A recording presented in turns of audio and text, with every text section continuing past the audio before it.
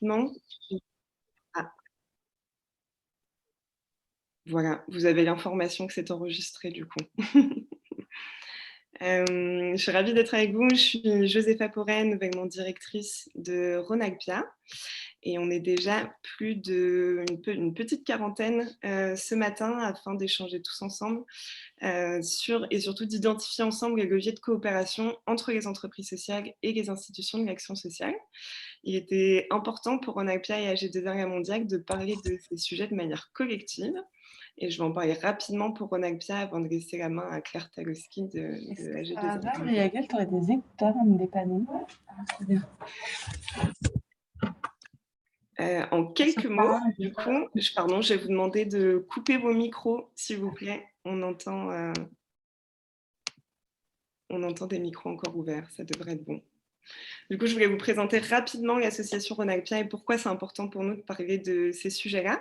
Donc, on est une association loi 1901 qui a pour mission de détecter, accompagner et accueillir des entreprises sociales de la région Auvergne-Rhône-Alpes. Donc, on accompagne des hommes, des femmes, des organisations qui ont l'audace de dessiner et de façonner le monde de demain et de se mettre à l'écoute des besoins, des fragilités des habitants et des territoires. Donc, ce sont des entreprises sociales qu'on accompagne à différents stades de développement afin de pérenniser leurs activités et leurs impacts plus largement.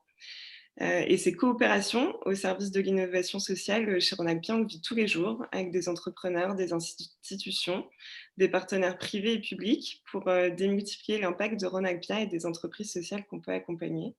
Et notamment avec AG2R, avec qui on a décidé de porter cette voie de la coopération, avec qui on co-accompagne des projets, avec qui on coproduit des formats pour apporter une expertise sectorielle aux entreprises sociales qu'on peut accompagner pour qu'ils puissent partager une connaissance fine de leur secteur et faciliter l'accès à leurs bénéficiaires, donc notamment pour les entreprises sociales qu'on peut accompagner qui adressent des besoins sociaux tels que le bien vieillir ou l'accès aux soins.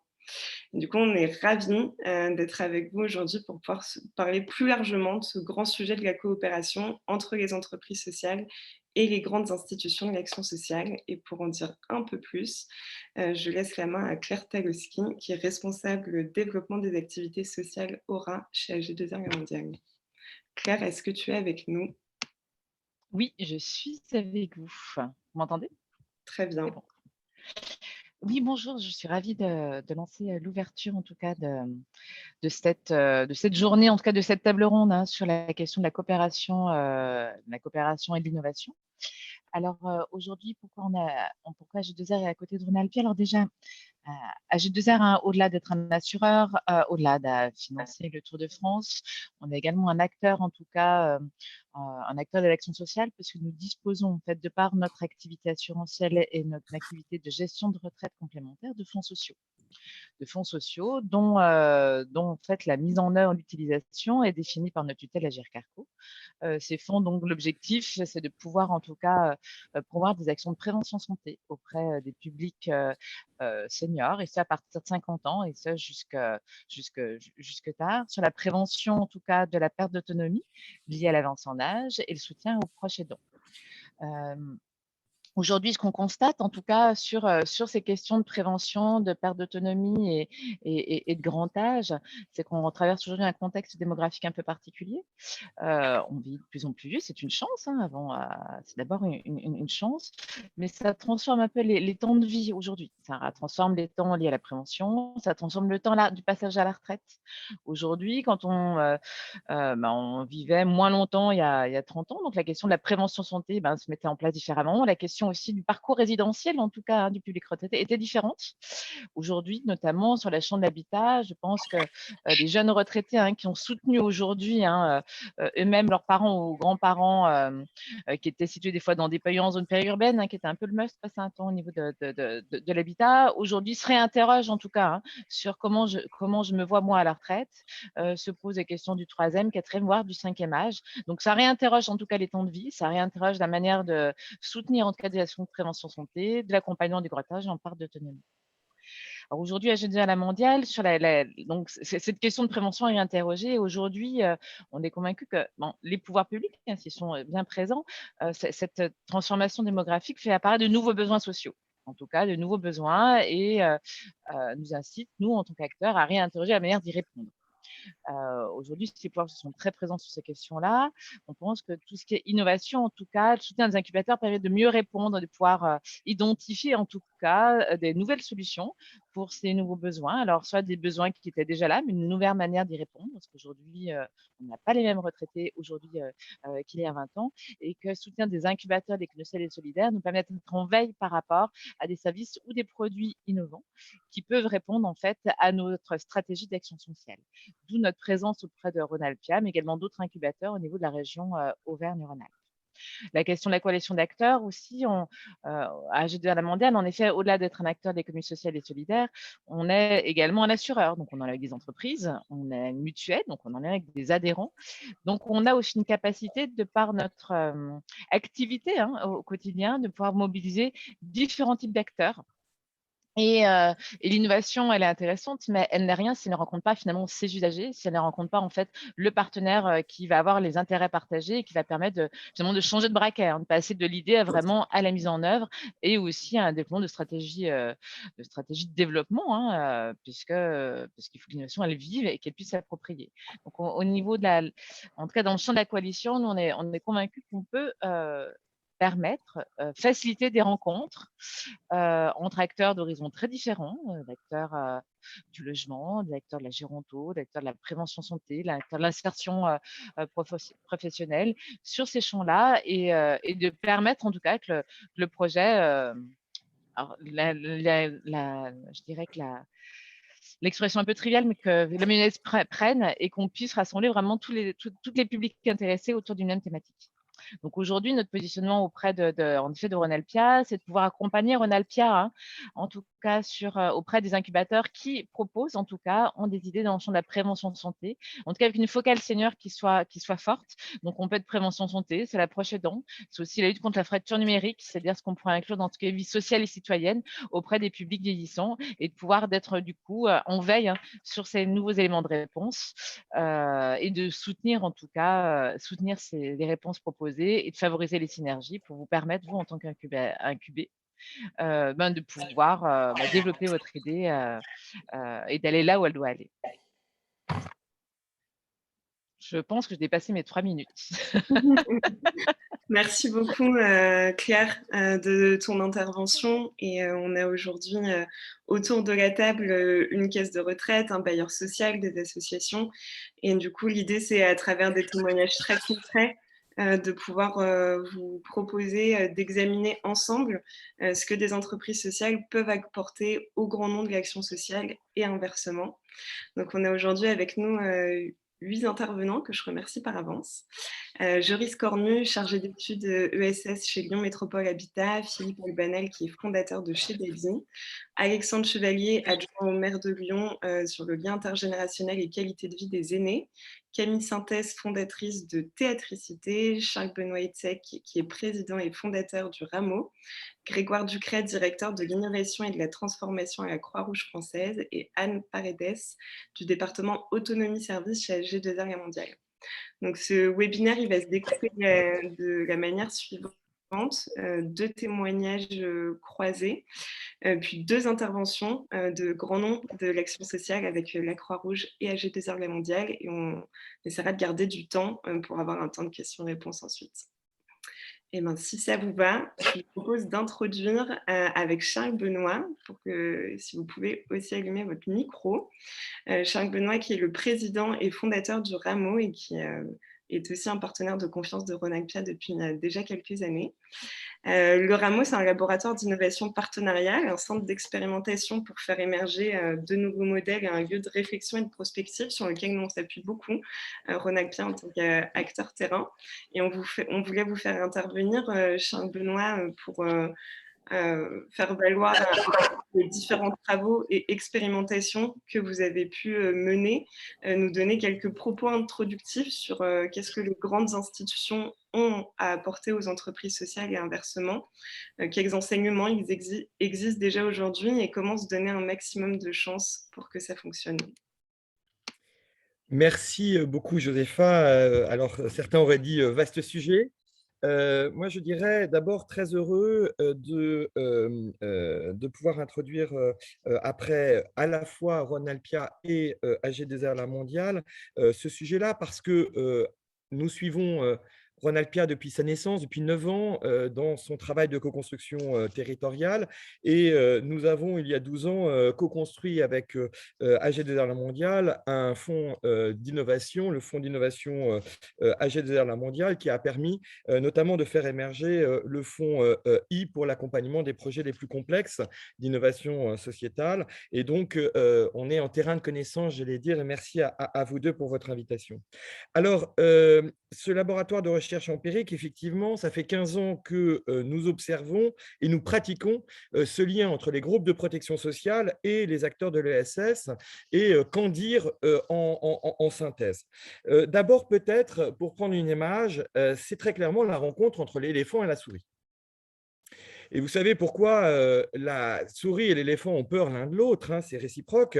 C'est évident pour la souris, elle a peur que l'éléphant l'écrase, parce que quand même, voilà, la taille n'est pas complètement la même. Mais pourquoi l'éléphant a peur de la souris? Tout simplement parce qu'il a peur qu'elle monte dans sa trompe pour aller lui manger le cerveau. Et quelque part, on est un peu dans cette relation, quand on regarde de très loin, entre finalement les groupes de protection sociale, qui sont depuis 70 ans des porte-avions de l'action sociale, et je reviendrai, et puis finalement des acteurs qui très concrètement inventent des solutions nouvelles sur le terrain. Alors pourquoi est-ce que ça peut être une opportunité? Parce que quand la souris et l'éléphant s'entendent, eh ben, la souris, elle peut aller ouvrir des chemins et monter ensuite sur le dos de l'éléphant pour pouvoir creuser des sillons. Et c'est bien ce qui se passe depuis une vingtaine d'années aujourd'hui, grâce aux autorités de tutelle, Agir Carco, dans cette politique d'action sociale qui, rappelons-le, représente 1,5 milliard d'euros d'investissement par an et donc qui est très loin d'être anecdotique. Alors, peut-être pour bien comprendre qui est l'éléphant et qui est la souris, faut-il prendre 2 minutes pour se dire, mais c'est qui l'éléphant? Qui sont ces groupes de protection sociale? Eh bien, c'est la quatrième voie, celle qu'on n'entend pas forcément et celle qu'on ne comprend pas forcément, mais c'est une quatrième voie très intéressante, en termes de gouvernance d'abord. Parce que ce n'est pas un organe représentatif, ce n'est pas de l'entrepreneuriat, ce n'est pas du participatif, c'est du paritarisme. C'est-à-dire finalement l'équilibre entre les parties, les syndicats de salariés d'une part, les syndicats patronaux d'autre part, pour décider ensemble finalement d'une action. C'est aussi le quatrième modèle d'action. On n'est pas dans le mécénat, on n'est pas dans la responsabilité sociétale des entreprises, on n'est pas dans le business des entreprises. On est dans une quatrième voie qui est celle de la gestion paritaire d'une action sociale qui est prélevée sur nos cotisations de retraite. Et on est enfin dans un quatrième modèle de temps parce que ce n'est pas le court terme, ce n'est pas le moyen terme, ce n'est pas le long terme, c'est la continuité entre tout cela. Depuis 70 ans, l'action sociale, les groupes de protection sociale a su s'adapter finalement des bons chauffages d'il y a 70 ans pour monsieur et madame Michu qui avaient vraiment besoin qu'on leur donne un bon charbon pour pouvoir se chauffer, à aujourd'hui les partenariats les plus stratégiques sur des questions de société. Ces groupes de protection sociale ont su suivre dans le temps, et c'est leur richesse, l'évolution des besoins sociétaux. Et ça, c'est un élément très important. Donc cet éléphant, cette quatrième voie qu'on ne comprend pas très bien, parce que c'est quoi cette quatrième forme de gouvernance? C'est quoi cette quatrième forme d'action, de gestion finalement paritaire, de parapublic? Et c'est quoi ce temps qui associe le court terme, le moyen terme et le long terme? Eh bien, on a un peu de mal à les comprendre, mais quand on les a compris, on voit à quel point ils jouent un rôle absolument essentiel d'éclaireur entre les institutions au niveau national et territorial, entre les acteurs économiques, les grandes et les petites entreprises, et entre les acteurs et avec les acteurs de l'ESS. Alors, je vais me poser la question aujourd'hui de qui est la souris. La souris, c'est celle qui incarne la diversité. 3 formes de diversité. D'abord, la diversité des acteurs. Vous savez bien qu'au sein de l'ESS, ça incarne 4 types d'acteurs qui n'ont rien à voir, si ce n'est effectivement un modèle de gouvernance commun. Ce sont les entreprises à gouvernance participative, les mutuelles et les coopératives d'une part. Ce sont les fondations qui sont un actif au service d'une cause. ce sont les associations d'intérêt général et ce sont les entrepreneurs sociaux. Ces 4 formes, finalement, de profils qui constituent la diversité de l'ESS est très intéressant parce que elle n'a comme point commun qu'un modèle de gouvernance très intéressant et très différent, mais finalement des formes d'action, des formes d'agir qui sont radicalement différents et même des modèles socio-économiques qui n'ont rien à voir entre ces 4 acteurs que je viens de citer. C'est la diversité des engagements, puisque ce qui fonde l'acteur de l'ESS, et au-delà des statuts qui finalement fondent une gouvernance partagée, c'est la mobilisation de femmes et d'hommes autour d'un projet commun. Et c'est ça qui fonde la spécificité de l'ESS, c'est finalement qu'elle est fondée sur la mobilisation d'énergie au service d'un projet commun. Et puis, ces engagements peuvent être très différents. Le salariat, l'entrepreneuriat, le bénévolat, l'action au sein de services civiques. Bref, c'est une capacité à mobiliser les énergies extrêmement différentes. Et puis, c'est une diversité des actions, et ça, j'insiste sur ce point-là, parce que, quelque part, c'est une capacité, parce que c'est mobilisé par l'envie d'agir des femmes et des hommes, en proximité des besoins et des fragilités, à la fois des publics les plus fragiles et des territoires. Et donc, cette capacité à être au plus près des besoins, finalement, crée la capacité d'innovation de ces souris, et c'est en ça que ces souris sont extrêmement intéressantes. Et donc, finalement, quand on a compris qui est l'éléphant et qui sont ces souris, eh bien, on a envie de les associer. Et peut-être que l'élément, le facteur clé de succès, c'est de comprendre ces différences. C'est le jeu des différences, 3 formes de différence. C'est la rencontre entre 2 formes de légitimité, la légitimité délibérative d'une part, par le paritarisme d'un côté, et participative par le pouvoir d'agir des femmes et des hommes de l'autre. C'est la rencontre entre l'agilité, finalement, qui peut aller vite, et les moyens qui permettent d'aller loin. Et c'est la rencontre entre la capacité d'innovation et la capacité d'industrialisation. Donc, bien évidemment, ces 2 mondes que tout pourrait opposer, tout les rapproche, parce qu'effectivement, c'est une vision commune qu'on pourrait dire l'ODD 17 en pratique, c'est-à-dire la capacité à coopérer ensemble pour pouvoir finalement le faire. Et je voudrais juste, puisqu'on ne peut pas finir sans parler de soi-même, de dire que le retour d'expérience en tant que toute petite souris de ce laboratoire de recherche empirique qu'est le Rameau avec les groupes de protection sociale, que ce soit avec AG2R Mondial pour le changement d'échelle de l'innovation sociétale, je parlais du fonds d'innovation AG2R Mondial et aujourd'hui du fonds I, on peut parler de Malakoff Humanis avec les travaux de recherche que nous menons sur la co-construction territoriale au plus près de la diversité de nos territoires. On peut parler d'Apicil sur la place des fondations et notamment des fondations reconnues d'utilité publique justement comme médiatrices entre la diversité des acteurs. Bref, ces groupes de protection sociale dans leur diversité et dans leur forme, eh bien, sont des actrices extrêmement importantes, peut-être un peu trop discrètes, aux côtés de l'ESS depuis plus de 70 ans. Et je suis très heureux de pouvoir en témoigner aujourd'hui parce que cette rencontre entre groupes de protection sociale et ESS, elle est très, très peu évoquée, elle est très peu abordée et en réalité, elle est à la racine même d'énormément d'innovations. Et c'est pour ça que je suis très heureux de pouvoir témoigner en tant que chercheur que vraiment cette rencontre aujourd'hui que Ronalpia et AG2R La Mondiale nous permettent est peut-être un temps de recul et de prise de conscience à quel point la rencontre entre l'éléphant et la souris, lorsqu'ils ne se font pas peur l'un l'autre, est particulièrement féconde. Merci beaucoup, Charles-Benoît, pour cette introduction qui nous permet déjà de prendre du recul et on va pouvoir rentrer dans le vif du sujet et dans des expérimentations croisées qui ont pu être menées avec différentes typologies de structures. À voir qui se sent souris et éléphant, du coup, mais on verra comment chacun en parle. Merci beaucoup, Charles-Benoît. Et du coup, je vous propose d'accueillir Camille Synthèse de Théâtricité, si tu peux allumer ta caméra et ton micro. Théâtricité qui a été accompagnée par Ronalpia en 2018 et avec Joris Cornu, chargé d'études ESS chez Lyon Métropole Habitat, bailleur social. Si vous pouvez tous les deux allumer vos caméras et micros, comme ça on vous verra lors de votre prise de parole. Camille, si tu veux bien commencer par nous présenter la raison d'être de Théatricité, entreprise sociale que tu as cofondée. Bonjour à toutes et à tous. Effectivement, Théatricité, j'ai cofondé avec Jean-Baptiste, qui est mon fils et qui est comédien et metteur en scène. Et nous, en fait, notre raison d'être, elle est très, très simple, c'est qu'on veut rendre les bienfaits du théâtre accessibles à tous. Et que ce soit dans la position de l'acteur comme dans la position du spectateur, parce que c'est ça qui est fantastique avec le théâtre, c'est que tout le monde peut participer d'une manière ou d'une autre. Et pour nous, justement, on voit que chacun a vraiment sa place au théâtre et du coup, chacun a vraiment sa place aussi dans la société. Et ce nom de théatricité, on l'a pensé comme vraiment l'énergie sociale du théâtre et qui permet de transformer les fragilités en force.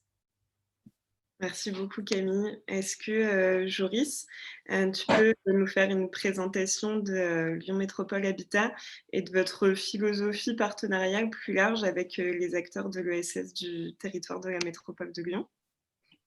Bonjour à toutes et à tous. Lyon Métropole Habitat, pour ceux qui ne le savent pas, c'est un bailleur social. C'est issu de la scission d'avec l'OPAC du Rhône en 2016. Nous, on s'est concentré sur le nouveau Rhône, l'OPAC sur le nouveau Rhône et donc nous sur le territoire de la métropole de Lyon. En quelques chiffres, on est présent dans 57 des 59 communes. On est un des 3 OPH de la métropole de Lyon, donc les 2 autres sont Est Métropole Habitat et Grand Lyon Habitat. Donc nous, Lyon Métropole Habitat, on est le plus gros avec 34 000 logements pour 65 000 clients locataires. Et les autres chiffres, pour vous donner un peu on est 700 collaborateurs et on a 7 agences. Voilà pour la carte de visite. Sur la partie partenariale, on a 2 approches. On a la première, en tant que bailleur social, on a une grosse politique de développement social dans le sens où on est parti du postulat que ça ne suffisait plus ou pas de juste loger les gens, puisque dans les 34 000 logements que nous avons, 40% sont en QPV. Donc, on accueille les personnes les plus pauvres et vulnérables de la métropole.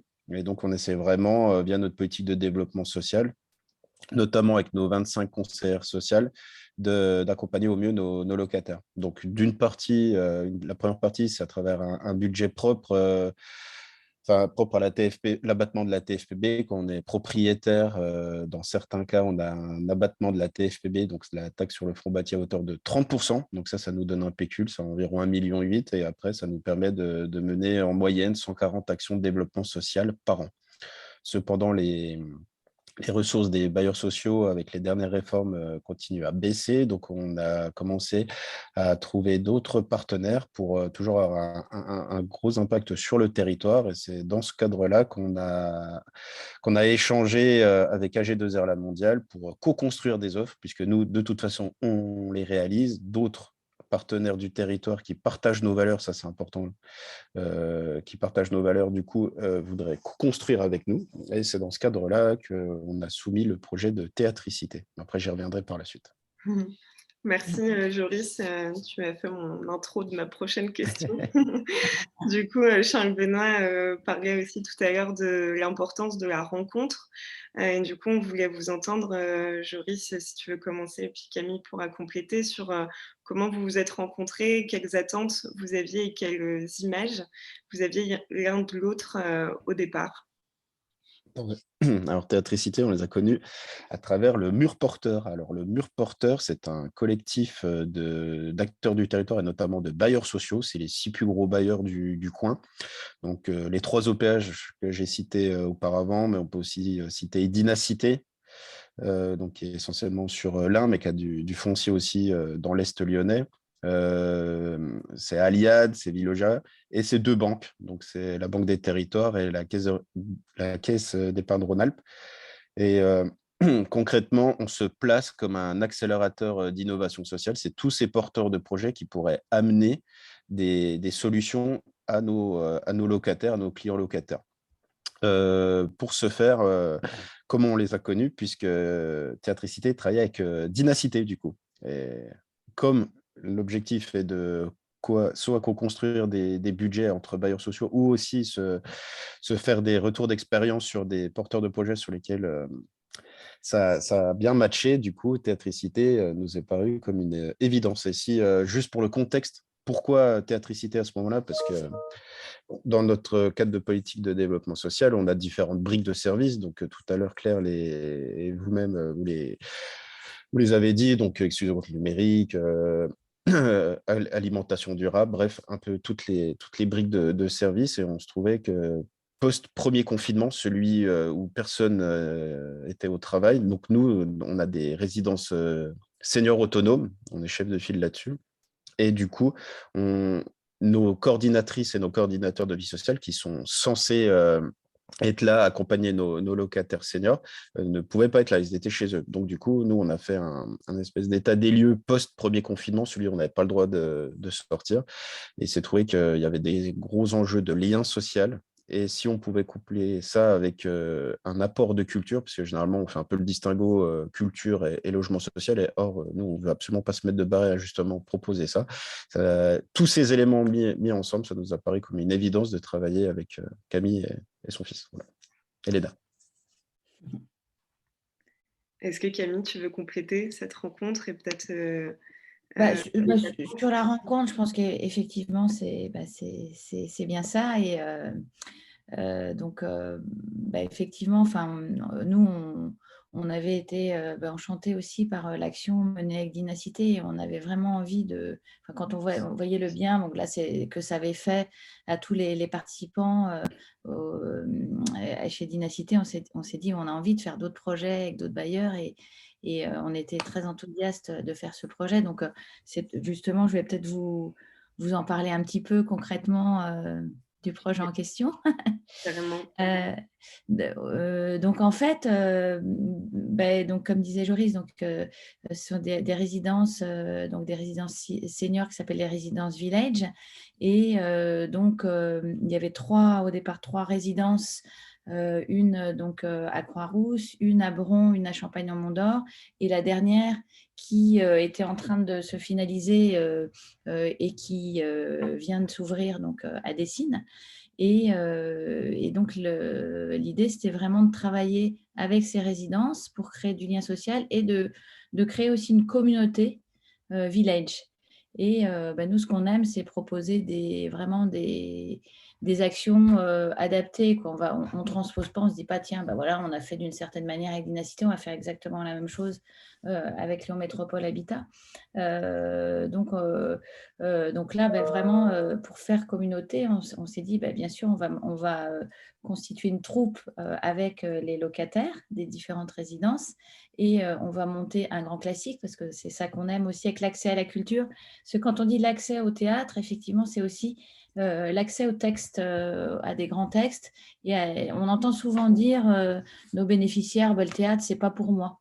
Et en fait, le théâtre, c'est pour tout le monde. Et c'est ça qui est fantastique. Donc, donc l'idée, c'était de monter cette pièce, mais se dire, ce texte, comment on le rend accessible? C'est déjà, on va commencer par travailler sur le texte et de se dire, qu'est-ce que ça évoque pour nous aujourd'hui? Donc, là, c'est le malade imaginaire en plus. Qui a été choisi avec les habitants, ça résonnait fort avec le contexte sanitaire. Et on a commencé à faire justement des ateliers, donc interrésidence, pour réécrire donc, un peu le malade imaginaire, le transposer, le mettre en scène aujourd'hui. Donc, il y a eu cette première phase d'atelier d'écriture. Et ensuite, vraiment passer à une phase de répétition de théâtre pour le jouer. Et donc là, ce qui a été vraiment aussi très fort dans l'action, c'est qu'il y a eu des répétitions qui ont été effectuées dans différentes résidences avec des déplacements donc de locataires seniors, avec toutes les difficultés d'ailleurs que ça engendre, mais qui sont aussi des moments forts. Et c'est ça qui est génial dans ces moments de faire troupe, vraiment, c'est que ces moments de transport ont aussi été des moments pour créer du lien, créer cette communauté. Donc, le théâtre était vraiment aussi un vecteur au-delà juste d'une partie de répétition. pour créer cette communauté, avec ensuite la représentation du malade imaginaire qui a eu lieu lundi dernier, là, cette semaine, à laquelle j'ai assisté, où c'était vraiment, c'est toujours des moments incroyables parce que des révélations, de voir ces personnes qui n'avaient jamais fait de théâtre se révéler sur scène, ça c'est magique.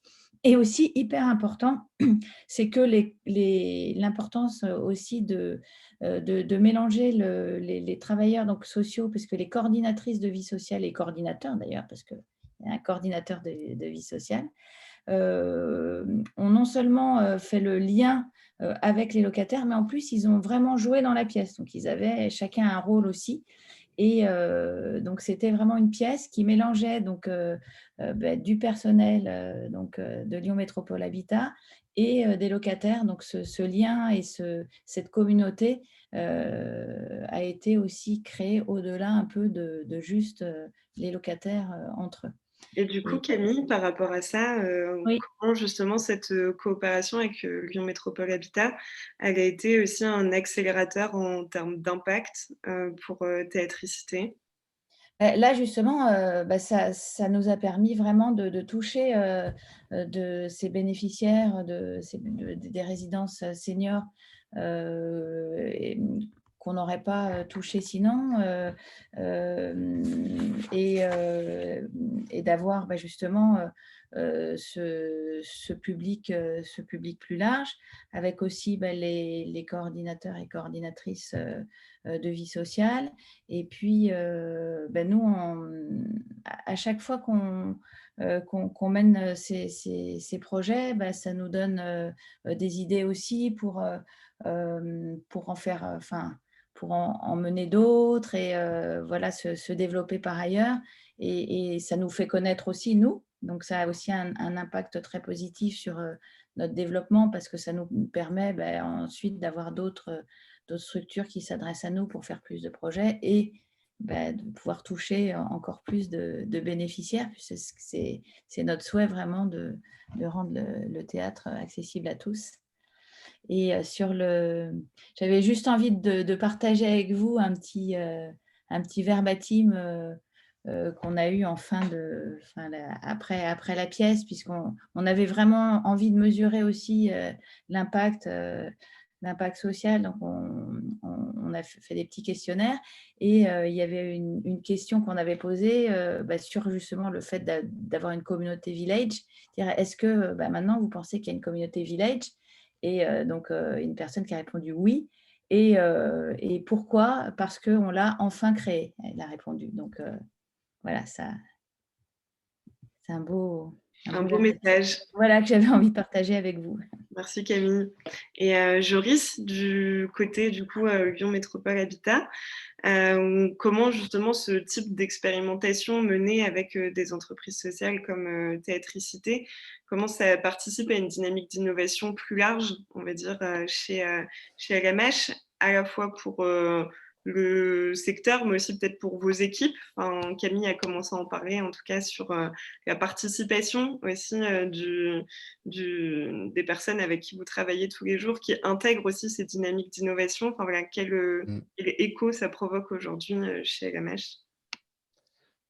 Alors du coup, déjà ce partenariat, il avait plusieurs objectifs. Du coup, le premier, bien sûr, c'est d'apporter des services à nos locataires. Le deuxième, la semaine prochaine, par exemple, on va faire le bilan. Et dans les perspectives qu'on pourrait aborder, ce serait, là, c'était bien spécifique à des résidences village où les seniors, ils sont bien identifiés, puisque de toute façon, il n'y a que des seniors dans ces résidences. Mais on a, avec plus de 25% de seniors chez nos 65 000 clients locataires, on se doute bien qu'il y en a dans le diffus. Du coup, il se posera la question de comment on pourrait les intégrer à cette dynamique maintenant qu'on a un socle. Donc voilà, ce sera une des pistes. Historiquement, de toute façon, Lyon Métropole Habitat, donc bien sûr, il y a la partie construction, on est en interaction avec des promoteurs et le monde traditionnel du BTP. Mais après, sur la partie sociale, historiquement, on a toujours travaillé avec des acteurs de l'ESS, c'est dans notre ADN, puisque ceux qui interviennent majoritairement en QPV, ce sont des associations. Et c'est vraiment une politique LMH de co-construire avec des acteurs de l'ESS. D'ailleurs, on a signé une convention en 2017 avec la CRES, la Chambre régionale d'économie sociale et solidaire, pour cela, avec différents axes que peuvent être RH, la Claire qui est un projet d'aménagement que je suis très bien. Ça peut être aussi sur toute la partie co-construction avec les acteurs locaux. Et donc, les acteurs locaux, ça peut être aussi bien le monde associatif, mais aussi Ronalpia, ça peut être tous l'écosystème, on va dire, qui fait le bien. C'est un peu comme ça qu'on essaie de résumer les acteurs avec lesquels on choisit de travailler, parce qu'on sait qu'on a une importance via la commande. On sait qu'on est attendu sur pas mal de sujets. Donc, si on peut favoriser ces acteurs de l'ESS, c'est tant mieux et c'est notre objectif. Et donc, pour faire la boucle, pourquoi, la notion interne, elle est vraiment importante, parce que moi, c'était aussi un des objectifs. On est dans une direction où on partage tout ce qui se dit là sur la table ronde, sauf que, comme je vous l'ai dit, on est 700 et l'objectif, c'est vraiment d'avoir une culture interne, ESS, innovation sociale, est agile, de le porter. Et ça n'a aucun intérêt si c'est Joris Cornu qui porte tout. Donc, à un moment donné, c'est mettre l'ingénierie en place, et après que ce soit des personnes de terrain ou même des fonctions support, peu importe, mais qui s'emparent de leur sujet. Donc, c'est vraiment ça l'objectif. Donc, à travers les CVS, on est ravis. Donc, les CVS, excusez-moi, coordinateurs et coordinatrices de vie sociale. Et donc, c'est vraiment quelque chose à dupliquer. Donc là, c'est avec le théâtre, mais après, demain, ce sera avec accompagner des collectifs de locataires. Ça se passe déjà, mais c'est que ce soit vraiment dans notre ADN. Donc, c'est pour ça qu'on est en train de structurer, par exemple, un annuaire de l'économie sociale et solidaire à mettre à disposition de tous nos collaborateurs, mais aussi rendre visible tout ce que l'on fait. On se fait accompagner par Tuba pour, voilà. On a essayé de briquer absolument tous les besoins, qu'ils soient internes, externes, partenariales, pour vraiment que ça ait un impact social et sociétal pour nos locataires. Voilà. Merci Joris. Et peut-être pour finir sur cette expérimentation, est-ce que vous avez déjà une idée ou identifié les leviers pour pérenniser ces coopérations plus largement? Joris, si tu veux commencer. Alors du coup, dans le cadre du mur porteur, par exemple, on se dit que ça a été aussi l'objectif de ce mur porteur, la création. Quand vous prenez un secteur comme, je ne sais pas, Vaux-en-Velin, il y aura du foncier LMH, du EMH, du Dynacité. Et on se rend bien compte qu'il n'y a aucun intérêt à faire chacun dans son coin, sachant que les objectifs sont les mêmes pour les bailleurs. Du coup, dans les pistes, hormis celle que j'ai dit tout à l'heure, ce serait de voir avec nos autres collègues, nos cousins, comment on pourrait construire une offre tous ensemble. Donc, c'est vraiment l'objectif. Mais après, quand vous voyez que LMH, c'est déjà 700 personnes, vous faites le calcul avec tous les autres, ça fait beaucoup de directions, beaucoup de départements. Donc, il faut qu'on capitalise sur des victoires. Et par exemple, ça, c'est une victoire. Et Dynacité a déjà testé aussi de son côté. Donc, après, voilà. Et après, on peut avoir des pistes. On sait que 2022, il se passe quelque chose à Villeurbanne. Donc, Merci Joris. Camille, pour conclure, tu voudrais nous partager des leviers identifiés? Voilà, après, justement, moi, je me souviens qu'au tout début, quand on avait commencé à parler de notre projet à Dynacité, on imaginait aussi un festival, après, où il y aurait plusieurs troupes qui se rencontreraient. Donc, on pourrait imaginer aussi un festival avec différentes troupes de bailleurs qui jouent. Enfin, voilà, après, on a plein de choses. Et puis aussi, il y a une personne de chez Dadi. Et il y a aussi une résidence là, Fille Croix-Rousse, qui était plus petite, donc c'était plus difficile de l'intégrer. Et bon, il y a eu aussi ces périodes un peu délicates où on ne pouvait pas trop répéter, mais aussi s'appuyer sur chez Dadi pour D'autres acteurs associatifs. voilà, d'autres acteurs voilà, pour toucher encore plus de bénéficiaires et avoir des projets qui mélangeraient aussi bien des personnes, des locataires, des bailleurs, mais aussi d'autres personnes, enfin voilà, D'autres publics. d'autres publics, ouais, ce serait Ok. aussi je vais peut-être juste compléter aussi Oui. là-dessus sur, en fait, quand on livre des résidences village, dans notre ADN quand je disais que ça ne suffisait pas ou plus de juste loger. Nous, en fait, c'est un package que l'on propose, c'est-à-dire un coordinateur, une coordinatrice de vie sociale, puis toutes des activités, on accompagne nos locataires. Par contre, il faut une taille critique, il faut au moins 50 locataires.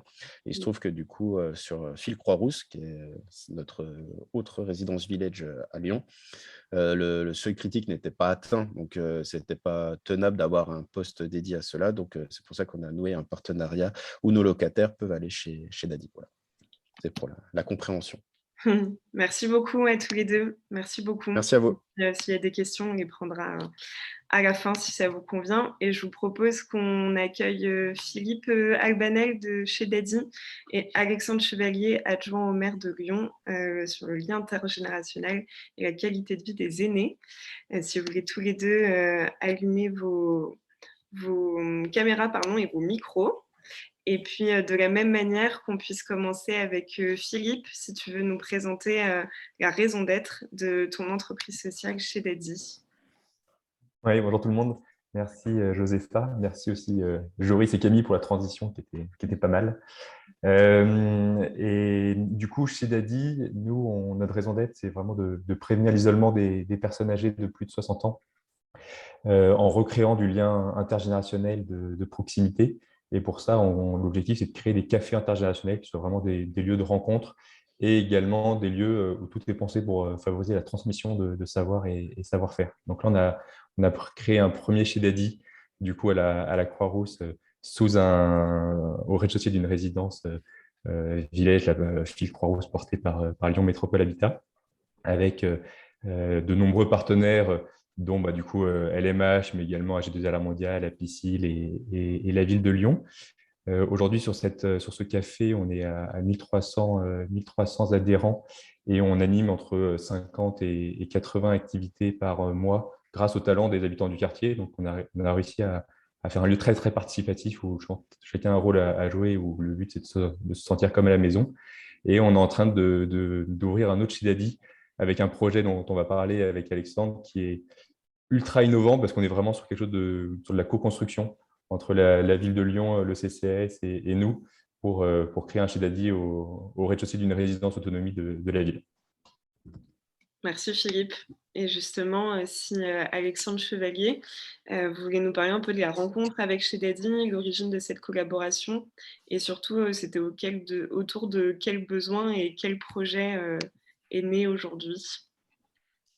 Bonjour à toutes et à tous, merci pour votre invitation. On s'est rencontrés pendant la campagne municipale, parce que pendant les campagnes, c'est là où on rencontre toujours plein de partenaires de terrain. Et effectivement, alors, on n'est pas à l'origine de ce partenariat, parce que mes prédécesseurs avaient effectivement accompagné Philippe sur son projet et en partenariat avec LMH. Donc, nous, j'ai rencontré Philippe, ils étaient déjà installés, déjà, embarqués en tout cas dans le projet. Moi, j'ai trouvé tout de suite ce projet hyper innovant, hyper intéressant parce que c'était une ouverture sur le quartier, ça crée du lien intergénérationnel.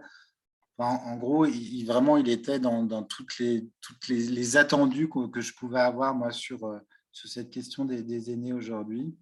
Donc, je l'ai soutenu dès le départ assez facilement, assez volontiers.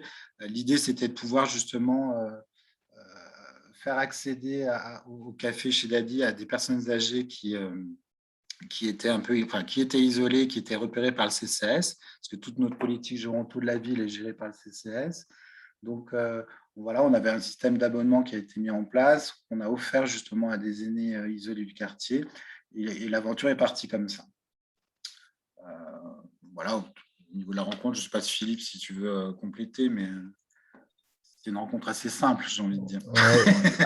Après, il y avait eu une deuxième rencontre juste après l'élection, où justement, on avait pris tout un temps d'échange, et moi, ce que j'avais vachement apprécié, du coup, Alexandre est venu nous voir avec Christian Sapet, son chargé de mission, pour vraiment comprendre les enjeux liés à la gérontologie. Du coup, c'était vraiment un échange qui était très riche parce que cette volonté de découvrir un peu qu'est-ce qui se passe, etc. Et du coup, moi, c'était assez agréable, effectivement, de me dire, c'est vrai que c'est valorisant de se dire qu'on apporte quelque chose à un éléphant comme la mairie de Lyon. Ouais, c'était aussi pour moi un bel échange qui était un peu le début aussi de cette aventure derrière. Et C'est vrai Philippe, est-ce que tu veux... Pardon. Oui, non, mais juste pour préciser, en tant que jeune élu, c'était mon premier mandat. Et puis, moi, les questions des aînés, j'avais un parcours professionnel où je n'avais pas travaillé, en tout cas, avec cette tranche d'âge. Donc, il me manquait vraiment des connaissances. Et c'est vrai qu'aller à la rencontre d'associations ou de partenaires hein, comme Philippe ou d'autres, c'était pour moi vraiment important en début de mandat d'aller me nourrir un peu de toutes les expériences qu'on pouvait avoir sur le territoire. Il faut juste préciser que c'est vrai que le CCAS de la ville avait une politique très, on va dire, très renfermée sur elle-même. C'est-à-dire, on était vraiment dans la gestion de nos résidences et de nos EHPAD, parce que la ville de Lyon gère 15 résidences et 4 EHPAD. Donc, on était plutôt sur une politique qui assurait, on va dire, le bon fonctionnement de ces résidences et ces EHPAD, mais assez peu d'ouverture finalement sur la ville et sur les idées plus largement qui occupent le territoire. Donc, c'est vrai que moi, j'avais vraiment besoin d'aller rencontrer des acteurs qui interviennent directement sur les quartiers, au contact des personnes âgées sur les différents arrondissements. Ouais, juste en complément. Merci beaucoup. Et Philippe, est-ce que tu veux nous en dire un peu plus sur le projet que vous portez avec le CCAS, du coup? Ouais, du coup, ça remonte peut-être il y a une petite année, il y a 6-9 mois, non, il y a un an pile, où Alexandre me dit ça serait intéressant de réfléchir sur une résidence qui est dans le 2e arrondissement, qui s'appelle la résidence Rinck, qui est une résidence qui est une résidence intergénérationnelle, parce que depuis janvier dernier, il y a une résidence du Crous qui est juste à côté de cette résidence, avec donc il y a 80 résidents âgés, 40 étudiants, et également le siège du CCS qui s'est installé là avec 100 salariés. Et du coup, à l'époque, Alexandre m'a dit ça serait bien qu'on essaye de réfléchir sur comment déjà arriver à permettre la rencontre entre ces trois entités, et de voir aussi comment on est capable de l'ouvrir sur le quartier. Et du coup, à l'époque, nous, on a été missionnés par la ville de Lyon et le CCS pour faire un peu une mission de conseil pour regarder un peu la faisabilité de la création d'un lieu comme chez Daddy. Donc, au début, on n'était pas du tout sur créer un chez Daddy, mais vraiment d'avoir cette réflexion-là sur comment on est capable de l'ouvrir. Donc, nous, à l'époque, on a rencontré tous les résidents, on a rencontré l'équipe salariée de la résidence autonomie Rinck pour étudier la faisabilité. Et après, on a écrit un rapport à la mairie de Lyon en disant, voilà, on pourrait faire ça avec cette grosse vigilance à voir, c'est que tous les résidents disaient, nous, oui, avoir un lieu comme chez Daddy, avec grand plaisir. Par contre, on a besoin de sécurité. Et du coup, c'était comment on était capable de réfléchir sur associer le concept de chez Daddy ouvert sur l'extérieur à, en même temps, assurer la protection des résidents et faire en sorte qu'il n'y ait pas n'importe qui se balade dans la résidence Rinck. Donc, c'est là où moi, après, j'ai fait une proposition à la mairie. Je pense qu'il y a eu un petit temps de réflexion après. Mais ça, je laisserai peut-être Alexandre en parler plus en détail. Et un jour, ils m'ont dit, allez, banco, on y va. Merci. Et peut-être, Philippe, pour continuer sur ce projet plus particulièrement, quand on a échangé ensemble à propos de ce projet, tu me disais, voilà, c'est une expérimentation qui nous a permis de développer des nouvelles activités, potentiellement un nouveau modèle de développement aussi pour chez Daddy. Est-ce que tu veux bien le partager plus largement? Ouais, en fait, c'est vrai ce que je n'ai pas dit, mais ce qui est, je trouve, aussi passionnant et ce qui nous challenge beaucoup, c'est que dans cette résidence autonomie, jusque-là, il y a un service de restauration qui est en place pour les résidents. Et un point qui était compliqué, c'était de voir comment on est capable de faire cohabiter le service de restauration en place avec un partenaire qui s'appelle l'UGFRL, qui s'occupe de la restauration, et nous. Et en fait, il y avait ce contrat qui s'arrêtait à la fin de l'année, la fin décembre. Et du coup, on a aussi travaillé avec la mairie de Lyon sur se dire, mais en fait, est-ce que c'est possible que nous, à la place d'être juste un café, on soit café-restaurant et qu'on gère la restauration. Aujourd'hui, la restauration, c'est plutôt des plats livrés et réchauffés pour les résidents, et de voir comment on pourrait avoir un cuisinier sur place pour avoir justement l'odeur de la cuisine au sein de la résidence, ce contact avec les cuisiniers, avoir la cuisine locale et bio, qui était aussi une volonté politique. Donc, on a aussi réfléchi là-dessus. Et c'est vrai que moi, en travaillant là-dessus, je me suis dit, mais en fait, le futur de chez Daddy, c'est presque ce modèle qu'on est en train d'inventer avec la mairie de Lyon, qui est de s'appuyer sur des lieux existants, comme des résidences autonomie, où il y a tout cet enjeu dont on parle beaucoup aujourd'hui, de comment on est capable d'ouvrir ces lieux de vie de personnes âgées, résidences autonomie, résidences services, résidences, enfin EHPAD, comment on est capable de les ouvrir. Et je trouve que la solution qu'on propose avec chez Daddy peut justement être un bon levier pour ça. et justement aussi d'être capable de gérer cette restauration qui souvent est gérée par des acteurs de type Sodexo, comment on est capable de revenir sur une cuisine locale avec un cuisinier présent, etc. Et c'est là où je trouve effectivement très riche et sur notre développement peut-être futur, peut-être qu'on s'appuiera demain plus sur ce modèle-là que sur le modèle de la Croix-Rousse. Très bien. Donc, ce que tu dis, c'est que cette expérimentation, elle a permis aussi d'asseoir, on va dire, plus largement le positionnement de chez Daddy et de se dire comment on se développe demain avec un modèle qui est plus pérenne, du coup, en s'appuyant sur ce type de structure aussi. Ouais. Un point aussi, moi au tout début, je m'étais dit, pour développer des chez Daddy, c'est de faire appel à des entrepreneurs qui créent une asso locale et qui développent un chez Daddy. Et de plus en plus, je suis en train de me dire, mais en fait, peut-être que le futur des chez Daddy, c'est plutôt aller à la rencontre des pouvoirs publics, des bailleurs sociaux, des EHPAD, et de leur dire, nous, on vous accompagne, on fait une mission comme on a fait avec la mairie de Lyon, on vous accompagne dans cette réflexion-là. Et après, on cherche un entrepreneur qui va créer l'association pour porter le lieu. Mais du coup, qu'on soit d'abord dans cette relation plutôt dimension peut-être de conseil, pour après créer un chez Daddy plutôt que le contraire. Et en fait, finalement, aujourd'hui, ça nous paraît plus cohérent de faire ça. Très clair, merci. Et du côté de la ville de Lyon, Alexandre Chevalier, en quoi justement cette expérimentation, elle a servi plus largement l'innovation à la ville de Lyon sur le domaine des personnes âgées. Est-ce que c'est ce type de co-construction, est-ce que ça va se retrouver sur d'autres axes de travail de la ville de Lyon demain? Comment vous en inspirez pour la suite? Il y a plusieurs choses. Déjà, la première chose, c'est qu'effectivement, on a perdu des compétences avec le temps parce que, en voulant faire des économies, mes prédécesseurs, effectivement, se sont coupés de certaines compétences, de certains services. On parlait de l'animation, effectivement, dans nos résidences. Aujourd'hui, on avait effectivement des personnels qui avaient des difficultés à mettre en place des animations, et notamment ouvertes sur le quartier, etc. Et du coup, notre partenariat avec chez Daddy a permis de recréer ce lien et cette réflexion autour de qu'est-ce que l'animation, finalement, au sein des résidences autonomie. Sur le volet restauration, c'est la même chose. On s'est coupé à un moment donné. Avant, on était en gestion directe des restaurants sur toutes nos résidences autonomie. Un choix a été fait effectivement de faire appel à des prestataires privés. Donc, on a perdu forcément en qualité. On a perdu aussi en qualité d'accueil. Donc, là, l'idée, c'est de retrouver justement un service de qualité en passant par effectivement une expérimentation peut-être un peu plus modeste au départ, parce que là, on part que sur une résidence avec effectivement chez Daddy, mais l'idée, c'est de pouvoir le reproduire peut-être sur nos 15 résidences, parce que moi, j'aimerais qu'effectivement, sur nos 15 résidences, on retrouve une cuisine directe avec voilà, tout un environnement autour de l'animation, une ouverture sur le quartier, etc. etc. Donc là-dessus, effectivement, moi j'espère en tout cas que ce modèle va produire que des choses positives et on pourra effectivement le reproduire sur l'ensemble du territoire. Bon, voilà, on verra, c'est un pari qu'on lance, mais bon, j'ai bon espoir en tout cas sur la suite de ce projet. Et justement, dans cette manière, peut-être Philippe, d'évaluer justement la pertinence du projet, le lien avec les personnes qui vivent dans ces résidences, est-ce que vous avez une démarche du coup d'évaluation qui est coportée aujourd'hui avec la structure qui accueille, avec vous chez Daddy et avec la ville de Lyon? Oui, juste avant pour rebondir sur ce qu'a dit Alexandre, sur le fait que ce soit un pari.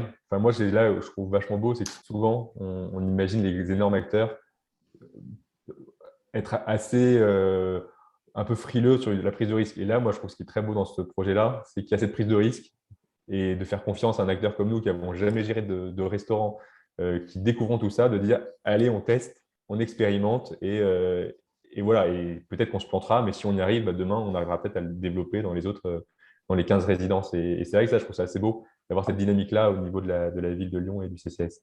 Et après, Josépha, pour répondre à ta question, aujourd'hui, du coup, le chez Daddy qui va être à Reims, là, au 66 Cours Suchet. Il ouvrira courant janvier. Donc, effectivement, on va réfléchir un peu sur les modèles d'évaluation. Aujourd'hui, on a déjà fait tout un travail un peu en amont de pré-événement avec de l'organisation d'événements avec les résidents pour leur bien communiquer un peu les avancées du projet, où on en est, qu'est-ce qu'on va faire. Et du coup, là, c'est chouette parce qu'on a un bon retour. Un point qui va être aussi important dans ce partenariat, comme ce qu'on a avec Lyon Métropole Habitat à la Croix-Rousse, en fait, tous les résidents de la résidence Reims, donc les 80 résidents, auront ce qu'on appelle le Pass d'Adi, donc c'est un abonnement au café illimité qui leur donne accès à toutes les activités qu'on propose, au buffet libre-service avec du café, thé, jus de fruits, et également au réseau d'entraide qu'on met en place dans chaque chez Dadi. Et du coup, là, c'est la ville de Lyon, à travers le CCS, qui l'offre à tous les résidents. Et eux, après, ils ont un badge. Donc, quand ils viennent, il y a un endroit où ils badgent, qui nous, derrière, nous permet d'avoir aussi cette mesure d'impact, d'être capable de dire, au bout d'un an, voilà, on a eu tant de résidents qui sont venus, etc. Ils ont participé à tant d'activités. Donc, ça, c'est aussi assez riche pour nous, je pense, pour cette mesure d'impact. Merci. Et peut-être une dernière question. On avait Charles Benoît en propos introductif qui parlait de gouvernance spécifique de ce type de projet de coopération. Est-ce que vous avez un mode de gouvernance sur la création de ce projet avec 3 acteurs? Alors, on n'a pas de gouvernance propre en dehors de nous, la gouvernance associative qu'on a. Par contre, on a mis en place avec en fait, les différents acteurs, donc notamment la résidence Crous, la résidence Rinc et nous, pour faire un espèce de comité trimestriel où justement on fait un point un peu sur les activités, les différentes animations qu'on met en place, etc. Donc vraiment sur un niveau très opérationnel. Après, je pense qu'il faudra qu'on réfléchisse, on n'a pas encore fait avec le CCS et la ville, sur peut-être comment on fait je sais pas, peut-être un bilan annuel qui sera sûrement, de toute façon, on aura des bilans à faire, mais c'est vrai qu'on n'est pas rentré encore dans ce niveau de détail. Okay. Sur la construction, il y a quand même toujours ce triptyque à respecter entre effectivement l'association, les élus et puis les services. Je crois qu'il faut arriver à trouver toujours le bon équilibre parce que même s'il y a une volonté des élus, les élus n'arrivent pas à avancer sans leurs services. Donc, il faut que chacun aussi arrive dans le bon timing et au bon moment dans la construction du projet. Parce qu'effectivement, voilà, après, il y a des réalités de terrain. Philippe parlait justement du travail de partenariat avec les agents aujourd'hui qui animent la résidence. Il faut aussi arriver à les convaincre, il ne faut pas leur faire trop peur sur ce qu'on va pouvoir y mettre, etc. Il ne faut pas qu'ils se sentent dépossédés non plus du projet. Donc voilà, il y a toujours une petite alchimie à trouver pour arriver à bien se greffer effectivement à l'existant. Là, pour le coup, il y a effectivement chez Dadi et Philippe ont eu aussi cette finesse et cette intelligence de travailler très étroitement au départ avec les équipes et de comment dire, les associer au projet le plus vite possible pour ne pas paraître comme ça, comme des concurrents du service public, ce qui n'était pas du tout le cas. Ouais, et ça, c'est vrai que c'est un point, je trouve, qui est vachement important à souligner. C'est l'importance de les embarquer dans le projet, parce que je pense qu'il y a tellement de projets qui pourraient naître comme ça, mais si derrière, il y a les équipes qui se disent, finalement, chez Dadi nous donne une charge de travail supplémentaire ou nous pique notre boulot, ça ne passerait pas. Alors que là, c'est vrai qu'on a réussi, mais avec tout ce travail en amont, de les rencontrer, de co-construire le projet avec eux, à faire en sorte qu'aujourd'hui, ils sont ultra motivés par le projet. Et du coup, pour nous, c'est des vrais alliés, et ça, c'est génial. On en parlera tout à l'heure avec Grégoire Ducret, justement, sur toute cette partie changement en interne des pratiques aussi d'innovation et comment intégrer plus largement tous les membres de son équipe. Un grand merci à tous les deux pour vos interventions croisées, et de la même manière, s'il y a des questions, on les prendra à la fin. Merci beaucoup Philippe et merci beaucoup Alexandre Chevalier. Merci. On souhaitait aussi discuter et avoir le retour d'expérience avec 2 grandes institutions de l'action sociale.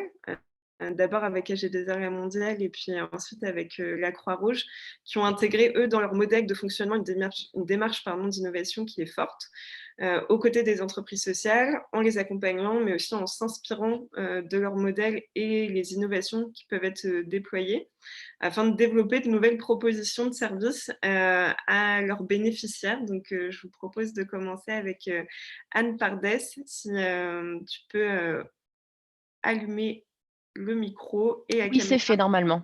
Parfait. Chargée de mission à la direction des activités sociales au département autonomie et services chez AG2R La Mondiale. Et je voulais vous questionner, on va dire, d'abord dans un premier temps sur la présentation de AG2R La Mondiale et plus particulièrement avec Agir Carco, et ensuite un peu la politique de soutien qui est adoptée aujourd'hui par AG2R La Mondiale auprès des entreprises sociales, comment ça s'illustre. Et puis ensuite, on pourra parler plutôt des démarches d'innovation que vous portez en interne et notamment avec les différents labs. Oui, alors c'est vrai que Claire Talowski a déjà un petit peu présenté dans les grandes lignes nos axes d'intervention.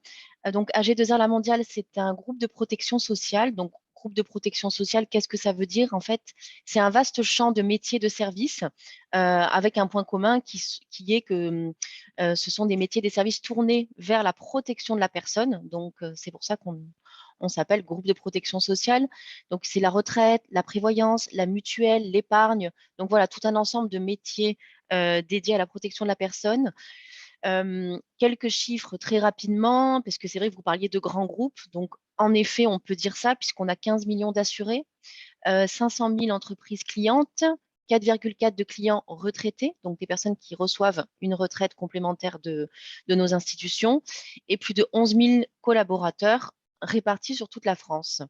Donc là, aujourd'hui, le partenariat avec Ronalpia et également notre intervention sur cette table ronde, il s'inscrit dans le cadre d'un autre métier qui vient compléter les autres et qui est celui de l'engagement social d'AG2R La Mondiale et notamment l'action sociale, donc qu'on représente aujourd'hui, puisque chaque année, plusieurs millions d'euros sont consacrés pour aider des personnes fragilisées. Donc, c'est vraiment une politique d'action sociale à ce niveau-là. Et vous parliez de l'Agir Carco, en effet, dans le cadre de notre action sociale retraite, on est sous l'égide de l'Agir Carco et des orientations prioritaires. Et ça, c'est vraiment notre cadre d'intervention. Il y en a 4 d'orientations prioritaires et la grande majorité de nos actions rentrent dans ces axes. Donc, le premier, c'est agir pour le bien vieillir. Donc là, on est tout ce qui relève de la prévention, globalement. Soutenir et accompagner les proches aidants. Donc là, on est vraiment sur le champ de l'aide aux aidants et du soutien aux personnes qui viennent en aide à un proche dépendant ou en situation de handicap. Accompagner l'avancée en âge en perte d'autonomie.